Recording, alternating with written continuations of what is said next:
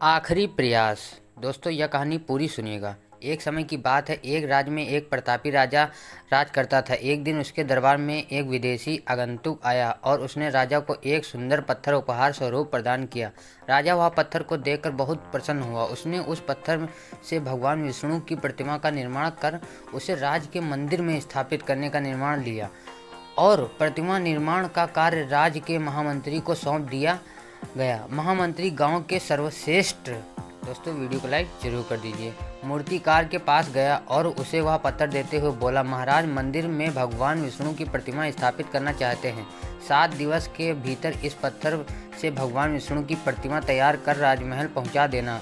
इसके लिए तुम्हें 50 स्वर्ण मुद्राएं दी जाएंगी। 50 स्वर्ण मुद्राओं की बात सुनकर मूर्तिकार खुश हो गया और महामंत्री के जाने के उपरांत प्रतिमा का निर्माण कार्य प्रारंभ करने के उद्देश्य से अपने औजार निकाल लिए। अपने औजारों में से उसने एक हथौड़ा लिया और पत्थर तोड़ने के लिए उस पर हथौड़े से वार करने लगा, किंतु पत्थर जस का तस रहा। मूर्तिकार ने हथौड़े के कई बार पत्थर पर किया, किंतु पत्थर नहीं टूटा। 50 बार प्रयास करने के उपरांत मूर्तिकार ने अंतिम बार प्रयास करने के उद्देश्य से हमें हथौड़ा उठाया, किंतु यह सोचकर हथौड़े पर प्रहार करने के पूर्व ही उसने हाथ खींच लिया कि जब 50 बार करने से पत्थर नहीं टूटा तो अब क्या टूटेगा। वह पत्थर लेकर वापस महामंत्री के पास आया और उसने यह कहकर वापस कराया कि इस पत्थर को तोड़ना नामुमकिन है, इसलिए इससे भगवान विष्णु जी की प्रतिमा नहीं बन सकती।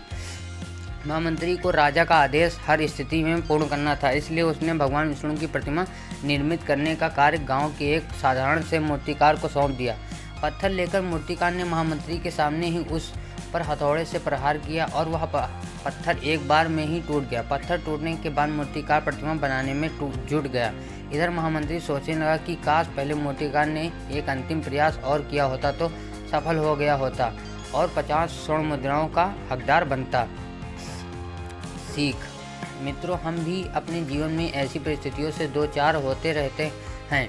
कई बार किसी कार्य को करने के पूर्व या किसी समस्या के सामने आने पर उसका निराकरण करने के पूर्व ही हमारा आत्मविश्वास डगमगा जाता है और हम प्रयास किए बिना ही हार मान लेते हैं। कई बार हम 1-2 प्रयास में असफलता मिलने पर आगे प्रयास करना छोड़ देते हैं, जबकि हो सकता है कि कुछ प्रयास और करने पर कार्य पूर्ण हो जाता है या समस्या का समाधान हो जाता है। यदि जीवन में सफलता प्राप्त करनी है तो बार बार असफल होने पर भी तब तक प्रयास करना नहीं छोड़ना चाहिए जब तक सफलता नहीं मिल जाती। क्या पता जिस प्रयास को करने के पूर्व हम हाथ खींच लें वही हमारा अंतिम प्रयास हो और उसमें हमें कामयाबी प्राप्त हो जाए। Thanks for watching my video. दोस्तों वीडियो को लाइक एंड चैनल को सब्सक्राइब जरूर कर लीजिएगा।